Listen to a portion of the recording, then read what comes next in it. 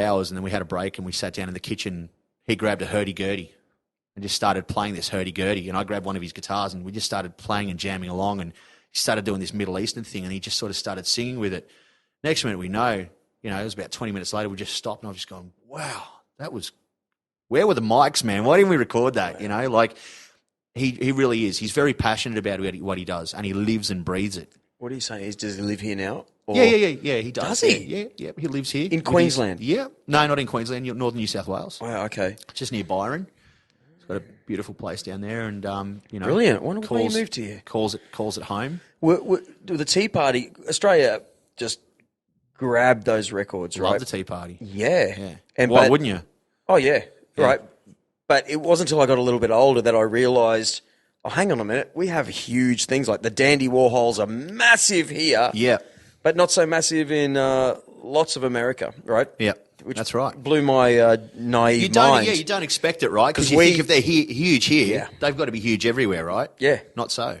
Yeah, like the Scissor Sisters, apparently, that band, are like unknown in their hometown of Canada or something. I think. Yeah, I just heard that on a show the other day. Yeah, right. But around the world, they're making bank. Yeah, huge sensation. Yeah. But so he's English. Who? No, he's from Jeff. Canada. Canada. Yeah, he's Canadian. Okay. Yeah. He's Canadian, man. Yeah. All right. Well, it's been a long time. It has. I'm stoked you came in. It's been a lot of fun, mate. Yeah, it's been a lot of fun. And Cal, I'm glad you brought him in from. Well, I was just about to say, big thank you to Cal. Thank you for the opportunity, mate. Thank you for getting us down here. Yeah, absolutely. We did get off to a weird start, but I got you down on tape. That's important to me, mate. That's the main thing. And you guys got to warm it all up while I was still in transit. I feel like you should have to come back though. I'll come back anytime, man. I reckon a couple of months or something. I would love that. There's a whole bunch of other questions I want to ask you about. Well done, man. Yeah, I'll bring the drinks next time. Yeah, you have to. But yeah, done. I reckon this Karma Koala, they'll have their new recipe. Well, I'll see. Next week. I can't promise anything, but I might even talk to Jeff and see if he wants to make a cameo. Why not? We'll see if we can drag him I'm up sure to the I Gold could Coast. Get another chair out for that, gent. Yeah, I reckon you could. No worries. Get a spare mic. So what's happening with Versus Fate? We've barely spoken about it. What's the next thing? The Versus Fate, guys. You just finished a tour, right? 3 months, yeah. We just did a 3-month stint from January till just recently. We did our last gig at Currumbin. We did Sydney and Melbourne, Victoria, New South Wales. Done some regional shows. Did you book those shows? Yeah. Right. We book a lot of our own shows, but again, that's what you've got to do these days. You've got to be proactive, And it was a great run of gigs, great supports, great bands to work with. We've had a lot of fun, a lot of laughs, a lot of tears, just everything that goes with it, yeah? So we're busy. We've got the EP out. It's on iTunes. What's it called? Shameless plug. It's self-titled, just Versus Fate. And it's on iTunes, and we're on Reverb Nation, obviously, and you can find us on Facebook and all those places. So the EP is on there, and we're just currently taking a couple of weeks off now, just after the 3 months of hectic gigs and travelling and that, just to sort of have a breather, 2-3 weeks, and then we'll back into gigs again, sort of from April, and just keep doing it because that's what we do. So maybe get into the studio, record a few more tracks, build it up a little bit, see how it goes from there. You remember Nitocris? I do remember all the ladies. Yeah, mid-90s, late 90s. I do remember that. Yeah, great rock and roll band, right? Yeah. And where are they? No, I don't have their poster, but I had the Mismade. So Jess, the guitarist, Jess Mine Finlayson. Yep. She's in the Mismade. She formed this band. I saw it all happen on Facebook. You know, I used to work for them back in the day, right? But they do tours from crowdfunding. Yeah, right. Yeah. Yeah, that's it. So we want to go to Europe. They just put it out there. We want to go. Who's got a spare $5? And I go, and I was like, yes, live my life. I go send them some money. And I know heaps of bands that have done that. I mean, Dark Cell. I don't know if you know Dark Cell. I saw him on Friday night. Yeah, great. I mean, great bunch of lads. Jesse and the boys. Yeah, they're awesome. And Jesse, another guy, he's so passionate about it. Oh, yeah. And he's such a great performer and such a great singer and such a great guy. We had him sing Enter Sandman. Oh, really? Oh, yeah. Wow, that would have been special. Too. Yeah. Oh, he was great. Totally. But they did a tour of the States, crowdfunded. I know heaps of other bands that have done, their EPs and their recording funding and all that sort of stuff. I mean, it kind of is the future. Yeah. And it kind of, I mean, I don't know, I think you can take it too far if you're a big name artist and you're asking people to fund your stuff, but that's another thing altogether. Yeah. But yeah, man, like it is what it is. It is what it is. So just more touring for us. It made me get involved with their band. Like, Well, that's it. Like, because I want them to live the lifestyle. I want to be in Europe drinking beer. And you get to live vicariously through the band, right? Yeah, because you follow them and they give you something for it. You got to get something for it because, just a little token. Yeah. And that's the thing. Same with us with Versus Fate touring. It was all about that. It was all about having merch and having CDs and giving people. Like, we sold a heap of stuff, and which was good because we got to make money to recoup some of the money because it costs us a lot of money to tour. It costs money to go to Sydney and Melbourne and, you're lugging gear around and stuff. But having said that, you make some money back, but we gave a lot away. And that's what you do because people just go, man, I love it, Yeah. So you just throw a stack of CDs out in the crowd and everyone grabs it and they're like, yeah, this is unreal. And that's a whole – feels good. Feels good to know that you get someone message you on Facebook a couple of days later and go, listen to the EP. Man, I love your voice. Man, I love your guitar playing. Man, that drummer's unreal. Man, it's so cool I can talk to you. Yeah. Do you know what I mean? Yeah. Yeah. So say la vie. Here we are at the end. That's it. Thank you, gents. Thanks for coming in. Put it there again, mate. Much gave pleasure. You $20 back. Oh, hey. And look, just to prove it's real.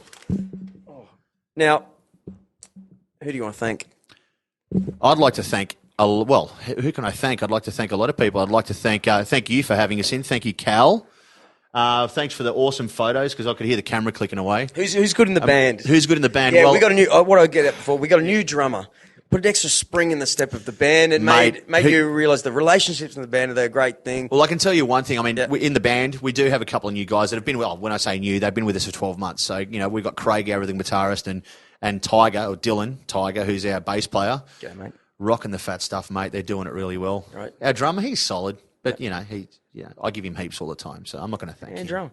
He's just a drummer. Yeah, come on, man. Come on, keep it up. Gotta lug your crap around. Yeah, that's it. They're always late.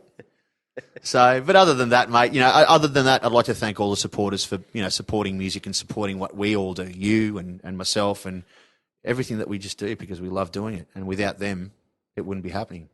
That did sound a bit cheesy. That's it. But it's true. Like you said before. It's so true. It is cheesy, but it's true. That's exactly it. Totally cheesy. I've had half a light beer. Yeah, man. Only half. Is that the first one, though? Thank you, mate. I'm glad you came in. I definitely need you to come back in a couple of months. I'll come back. Yeah, and we'll go into second gear. Done. And this is chapter 1. It is. Yeah. All right. Done. Put it there. Thanks, mate.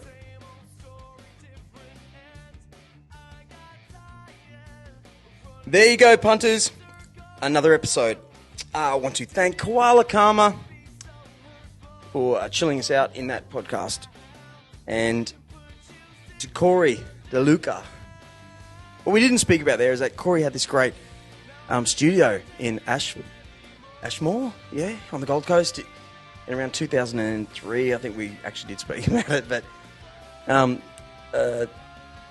I actually met him a long time ago. I remember going, this dude's switched on. He's different to all of us. Like, he's obviously from Melbourne, so he had a certain spring in his step. I've been saying that all day today, spring in steps. But yeah, like, it's rare when you're in the music industry because there's lots of like, yeah, bro, I'm so cool, bro. Sort of like, just lazy magician. Damn it. Lazy musicians. And when you get a guy who's like focused and they really stand out, knows the industry and they really stand out. So, champion, great to talk to him today. Anyway, as you can tell, I'm pretty a little tired. Had a lot of gigs and a lot of hard work.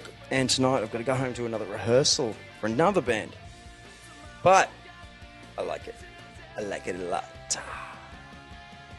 So, mata ne! Domo arigatou gozaimasu. Doru-san desu. Goodbye.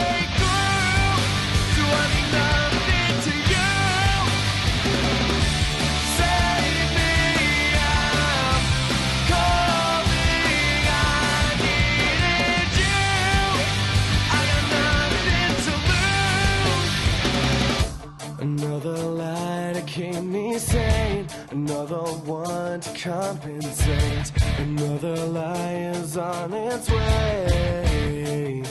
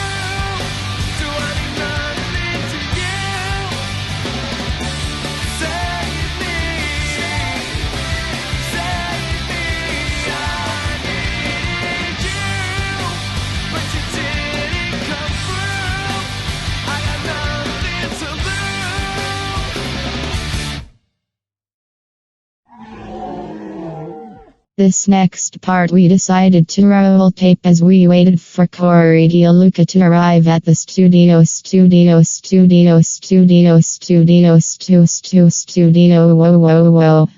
G'day, Cal Millar. G'day, mate. How you going? Oh, can you hear yourself? Can you get in close on that mic? I can hear you. I can't hear you. Oh, hang on. Do it again. Might turn me on, baby. How's that for you? That's better, yeah. Mattg Photography, how are you? How you doing? Good. Get on that mic, Tiger. So yeah, how about rock and rollers, hey? Showing up late? Late, slack. It's the fashionable thing to do, isn't it? Yeah. Especially if you're Madonna. You know what? There's two types of late people. Late people who tell you and send you messages and tell you, bastards. I've got this thing in my thing. If I'm going to be late, I don't stress out until I'm actually late. Like, if I'm driving somewhere, I'm like, oh my God, I'm going to be late. I go, Drew, calm down. You're not late yet. So that, but I have to send a message before I'm late. Just, you know what I mean? It wipes all stress Yeah, from your body. I should learn that trick. I'm always early in Yeah, case I'm going to be late. I'm pathologically punctual. Yeah. Yeah. Good way to put it, yeah. My wife, oh God, Japanese people are never late. Uh-huh. Never. Useful. Never. Tell me a story. You say, okay, I'm going to explain it. We just started rolling tape because we are waiting for Corey to Luka from Versus Fate to get here. He's in a lot of traffic. He's a good lad. He did call a lot. And Mattg is here to film to do some photography, and which I'm stoked about because the last one you did with Tony Dempsey, and the studio was only half set up, as we know. It was really dark. You got some great photos that. Yeah, it was good. And what they've done for me. And Cal's here from Celts Entertainment, who has brought Corey in for us to chat. But Well, I suppose you have. yeah, he's good. Not so far. He's good. Well, but yeah, Matt, you know what those photos did for me? There's a thing about photography is when, like, I can have a podcast show and everyone I know goes, oh, it's just something someone's doing. It has a listenership somewhere else, perhaps, But when you take a photo of it and you add some lighting in, like, it's real. It's from that day forward to people I know, it's real. Yeah, a little bit of vision helps. Yeah. The sound can only do so much. Sorry. But Get right in there. right in there. I'm this far away. That far away. Yes. The see, I do the vision. I don't do the sound. I don't know these things. You need to baby steps. Point me through it. But yeah, we weren't set up brilliantly last time, but the shots were still nice. It's such a easy shoot to do of watching people chat if they get kind of into it and start talking passionately about something rather than just meh. And easy shots. It was a fun shoot to do. Yeah. And then tonight will be the same eventually. So far though, all I've got is shots of you. Yeah. That's all right. Are you the guy that did the ones of Miss Maid? No. Oh, sorry. No, this mate, no. Tony Dempsey, one of the guys that first shaped a short surfboard. Oh, right. Like in the 60s. Like He had amazing stories, didn't he? Yeah. Just like, Yeah. so much history. Yeah, so much history. And he's coming back too. He's bringing some great, he's talking about bringing Mark Occhilupo. Ooh. Yeah. Ooh, yeah. So I'm back. it's going to be great. Yeah, there's a Great. big I'm word. starting to line up with this show where look at you, Cal. I reached out to you. You jumped over a fence and saw my band, and I just thought, there's a good guy that can talk, right? Like, I don't know, what I mean? Honestly,